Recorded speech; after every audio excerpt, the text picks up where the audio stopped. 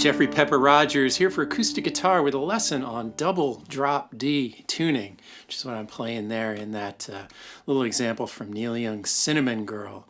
So if you have explored drop D tuning at all, where you tune the 6th string down to D, a great next step is double drop D, where you not only drop the 6th string to D, but you drop the 1st string to D as well, hence the double drop D. Used heavily by Neil Young in a bunch of songs and a lot of other classic tunes, as we'll get into in the lesson. So one of the cool things about double drop D is that you have retuned your 6th string and your 1st string, but the middle 4 strings are not changed from standard. So that means a lot of what you know on the fingerboard still applies, but you've opened up some new sounds on the bottom and on the top. So what we're going to do in this lesson is first look at a library of chord shapes in double drop D tuning, and then we will put them to work in a series of examples based on classic songs by Bob Dylan, Led Zeppelin, Neil Young, Doobie Brothers, Paul Simon, Joni Mitchell. So let's dig in. First things first, get yourself in tune. So I'm going to have the 6th string tuned down to D, and then the middle 4 strings just in standard: A, D, G, B, and the top string at D. So got those D's on the bottom and the top, and I also have a D on the 4th string, so I got a lot of D's in this tuning, and that's something we'll take advantage of with a lot of kind of D drone sounds in these examples. So that's one of the key assets that you have in double drop D tuning is D notes on open strings in 3 octaves. You also have this D-A-D power chord on the bottom 3 strings, so that's a D5 chord just with no fretting, and that's something you definitely can use. And it also means that if you play a 1-finger bar on the bottom 3 strings, you've got a power chord. You can move around the neck. And then finally, another key asset of this tuning, top 4 strings open make a G major chord, so that's something else we'll take advantage of in this tuning. So first let's look at a series of D shapes. First we got a D5, like a regular D shape but not fretting the 1st string. So that's a 5 chord, all roots and fifths. D, A, D, A, D, D. And if you were to play a regular open D shape, you get a D sus2. And then, if I were to add my pinky on, 1st string 3rd fret, that gives me a D minor.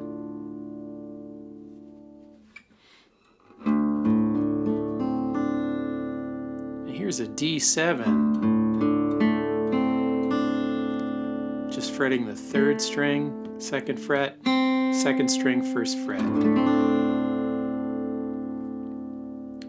So also in double drop D, we can use some shapes up the neck, like this one. So I'm fretting the 2nd and 3rd strings at the 7th fret, playing all the other strings open for a nice D major. Then if I just drop that 2nd string down a fret, I've got a D minor. And I can place some other shapes up higher on the neck. Now I'm playing 2nd string 10th fret, 3rd string 11th fret. There's another D major. And if I were to play both 2nd and 3rd strings at the 10th fret, I got a D minor. So there's a lot you can do moving chord shapes up the neck, particularly on D.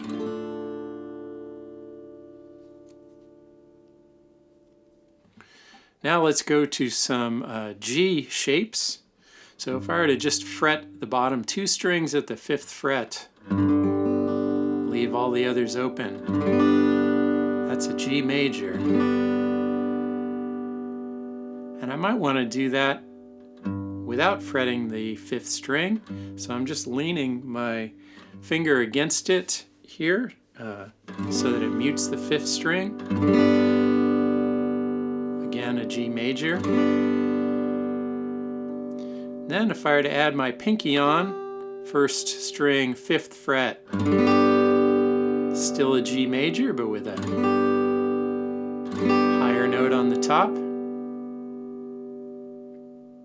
So those are some of the G shapes you use.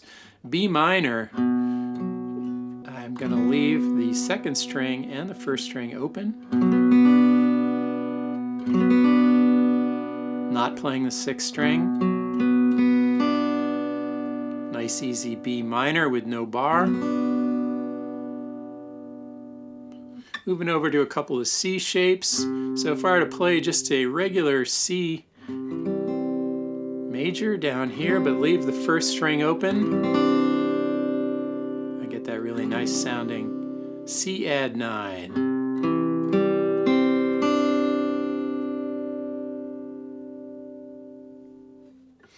Here is an up the neck way to play C add 9 also.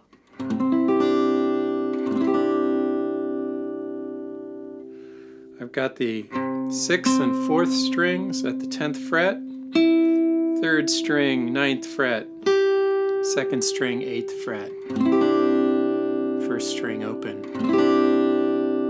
That is another way to play C add 9. Now this shape is also movable for some other chords. If I were to take this exact fingering, slide it down here, I get an F6. Again, leaving the 1st string open, muting the 5th string. And if I were to play it up here with my index finger at the 6th fret, I get a B flat.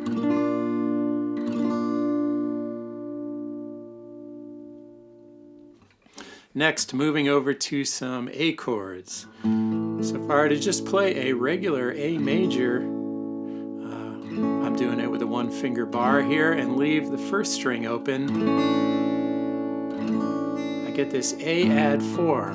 So I got a little cluster going with those notes ringing a half step apart from each other. And then play an A7 fingering here, but leaving that open 1st string. That becomes an A11. And a regular A minor fingering with that 1st string left open becomes an A minor add 4, and an A minor 7 with that open 1st string is an A minor 11. So it just adds a little more complex harmonies on top to have that open 1st string. Then a couple of E fingerings. So I'm playing the bottom 2 strings at the 2nd fret, 4th string open, 3rd string, 1st fret. That gives me an E7. Whereas if I were to add my pinky on and fret the 4th string at the 2nd fret, that would still be an E7 because I got the 7th on top. But if I leave the 4th string open, now I have the 7th on the top and on the 4th string. So 1-finger bar on the 2nd fret, bottom 3 strings as an E minor 7. Or I could leave the 4th string open fretting the bottom 2 strings. And that's an E minor 7 as well. It has the 7th in there twice. And then finally, this shape is just the bar version of what we just played for E minor 7. So I'm doing it as a G right now. I'm fretting the bottom 2 strings at the 5th fret and then barring the rest at the 3rd fret. So that's giving me a G minor 7, which I can move around the neck for other chords. So there's some chord shapes to get you rolling in double drop D. So now let's dig into some examples based on songs that really make the most of that D drone. And the first one is inspired by Bob Dylan's early story song called The Ballad of Hollis Brown. And for this one, I'm going to put a capo on the 1st fret to be in the key as Dylan plays this song. So this song is completely on D5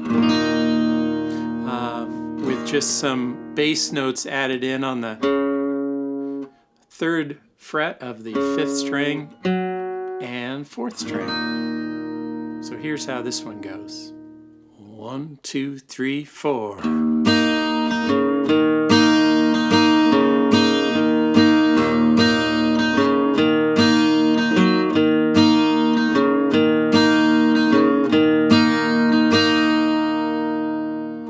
This next example is based on Led Zeppelin's Going to California. So this one's finger-picked with an alternating bass. And it starts off with a picking pattern that's all D notes, so pure D drone.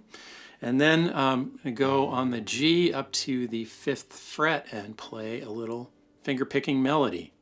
1, 2, 3, 4.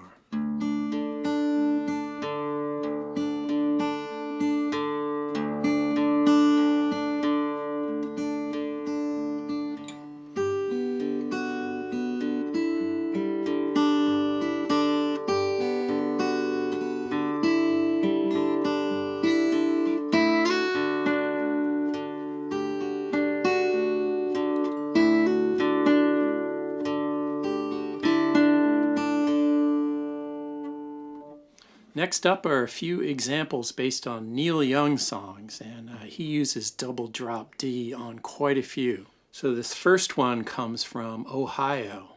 1, 2, 3, 4.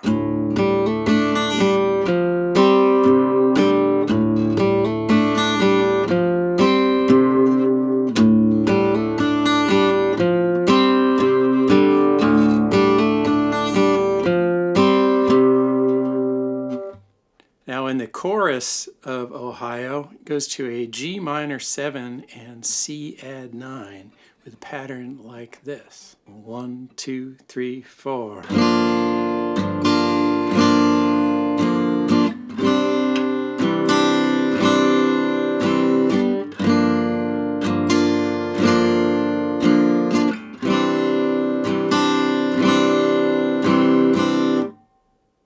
Here's a little example based on Cinnamon Girl. I'm going to start up here at the 5th fret, slide up to from a C to a D chord, 5th to 7th fret, and then go down and kind of answer it on the low strings, like this. 1, 2, 3, 4.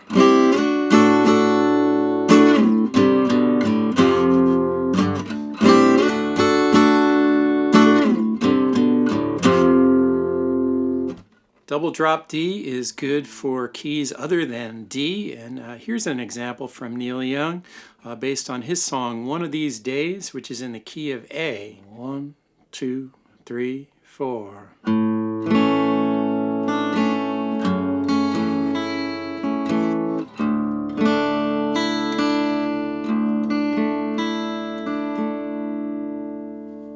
A really classic piece of double drop D guitar is Black Water by the Doobie Brothers with this great finger picking part by Patrick Simmons. So this one is going to go between an A minor 11 and a D5. 1, 2, 3.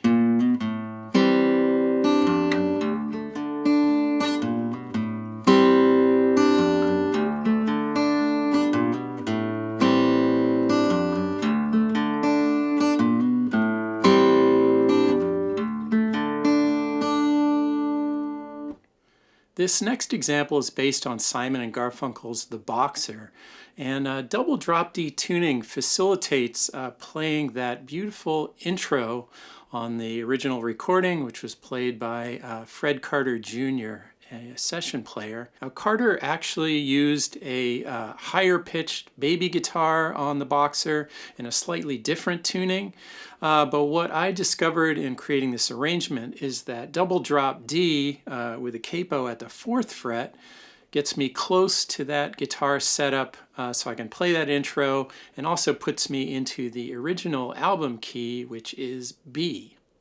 So what I'm going to do is play that little intro and then go into some alternating bass picking like what you might use under the verse. 1, 2, 3, 4.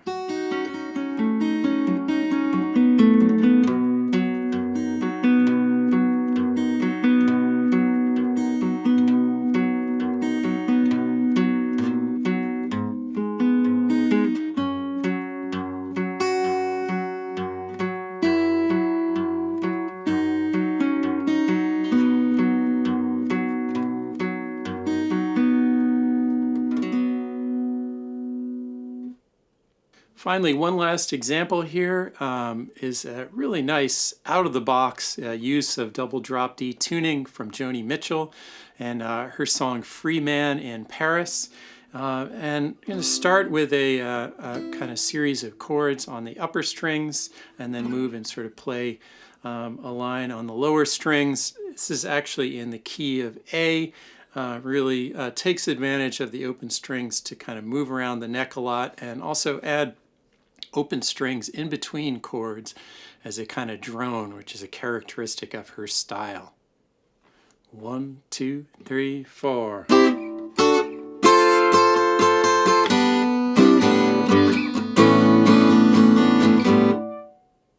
So there's some examples of some great songs that use double drop D tuning. So explore around in your own repertoire, try writing something, and definitely think beyond the key of D. That's a great place to start, but you might well play in other keys that might have a D chord in them, like A or G or E minor, and just see what you discover. So as with other tunings, when you're experimenting around, maybe just try leaving some strings open that you might ordinarily be fretting and see what sounds you find. So hope you have fun playing around with double drop D. Thanks again for watching. I'm Jeffrey Pepper Rodgers for Acoustic Guitar.